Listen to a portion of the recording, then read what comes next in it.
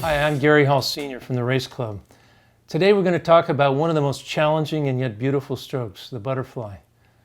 The stroke has evolved and changed a lot since I swam in 1972 and 1976 Olympics in the 100 and 200 butterfly and set a world record.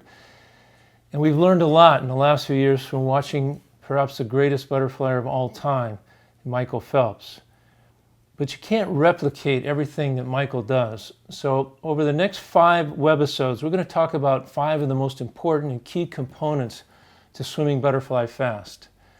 The first webisode today we're going to devote to the correct body position, particularly how it relates to the shoulders in elevating or not elevating the shoulders. So today let's talk about the body position and how important it is to stay horizontal in fly. Some coaches have referred to butterfly as a short axis stroke, but I object a little bit to that term because in a short axis scenario, you're thinking of the body rotating up and down like it does in breaststroke, and yet that's not what you want to do in butterfly. In butterfly, you want to keep the body in more of a horizontal plane, minimizing the drag coefficient and enabling the body to go forward with the least amount of frontal drag and resistance. One of the big problems in doing that is the breathing. When the breath is taken, particularly when a front breath is taken, the shoulders tend to elevate above the water and you see the entire body angle change from a horizontal position to as much as 30 or 40 or even 50 degrees from the horizontal.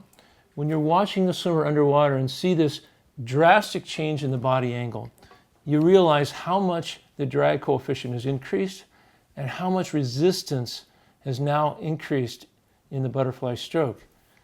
You can all imagine when you take a kickboard and you pull it through the water when it's flat, how easy it is to pull. But if you turn that kickboard sideways or vertical and try to pull it through the water, the resistance increase becomes tremendous.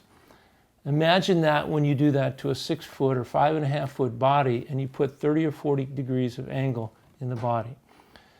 So the importance of keeping the shoulder down is really emphasized, and it's often magnified by how you breathe. The breath should be taken either to the front by lifting the chin as far as possible and without elevating the shoulders to create this horrible drag coefficient.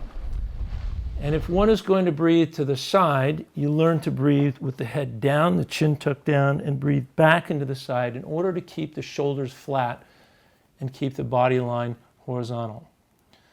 So the important thing is to learn to breathe correctly so that you do not elevate the shoulders any more than you possibly have to get the breath, whether it's front breathing, using the neck muscles, going over the top of the water, also using the legs to elevate the entire body so you don't have to elevate the shoulders, or side breathing where you breathe back and to the side, keeping the shoulders flat. In either case, by keeping the body flatter, you will find that it's easier to get through the water and your speed will increase with a net result faster swim.